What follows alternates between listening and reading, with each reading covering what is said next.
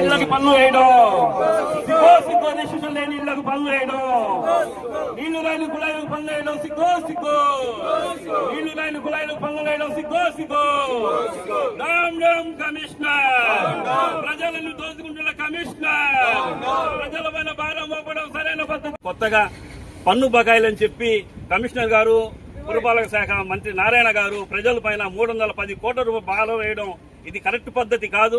ఎందుకంటే గతంలో ఉన్న పన్ను భారం ఇంకా 80% పెంచి ఇంటి పన్ను కట్టకపోతే ఇడ్లీ కరెంట్ కట్ చేస్తాం, కుళాయి నీళ్లు కట్ చేస్తాం అని చెప్పి ఇళ్ల కాడికి సచివాలయ సిబ్బంది చేత బెదిరింపులు కాల్ చేస్తున్నారు. అంతేకాకుండా ఏ సమస్య లేని ఇళ్లలో ఉన్న వాళ్ళకి కోర్టు నోటీసులు ఇచ్చి కమిషనర్ గారు రోడ్డుపై కోర్టు కాడికి రావమని చెప్పి బెదిరియడం ఇది కరెక్ట్ కాదు.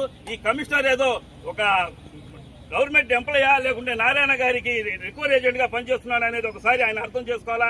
ఎందుకంటే ఇవి ఇప్పుడు గత 10 ఏళ్ల నుంచి 2017 నుంచి 200 రూపాయలు కుళాయి పన్ను కట్టాలని చెప్పి కొత్తగా కుళాయి పన్ను కట్టకపోతే కరెంట్ కట్ చేస్తామని చెప్పి బెదిరిస్తున్నారు. కరెంట్ బిల్ సపరేట్ కడుతున్నాం. ఇప్పుడు నగరంలో ఎన్నో ఏరియాలో రిజిస్ట్రేషన్ లేవు, కార్పొరేషన్ లో డబ్బులు లేవు, రిజిస్ట్రేషన్ వదలండి, రిజిస్ట్రేషన్ వదలండి, కోట్ల డబ్బులు వస్తాయి. అది కాకుండా మీరు కార్పొరేషన్ వదలరు, రిజిస్ట్రేషన్ వదలరు, ప్రజలు మీరు డబ్బులు కట్టవద్దు కోర్టు నోటీసులు ఇస్తామని చెప్పి రౌడీలు పంపించి, అది కూడా వీళ్ళు సచివాలయం సిబ్బంది కూడా కాదు, అక్కడ నిరుపేద కుటుంబం నుంచి వామపక్షాల భావాల నుంచి వచ్చిన వ్యక్తిగా మేము ఫస్ట్ లో ఆనందించాం.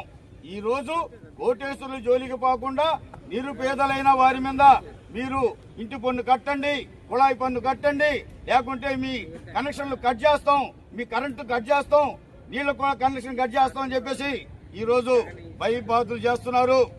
మీరు నిరుపేదలకి ఇవన్నీ కూడా అసలు రద్దు చేయాలా, ఇంటి పన్ను రద్దు చేయాలా, కుళా పన్ను రద్దు చేయాలా.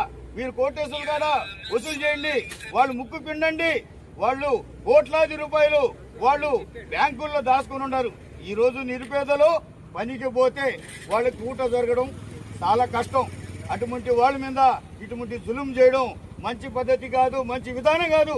అందుకోసం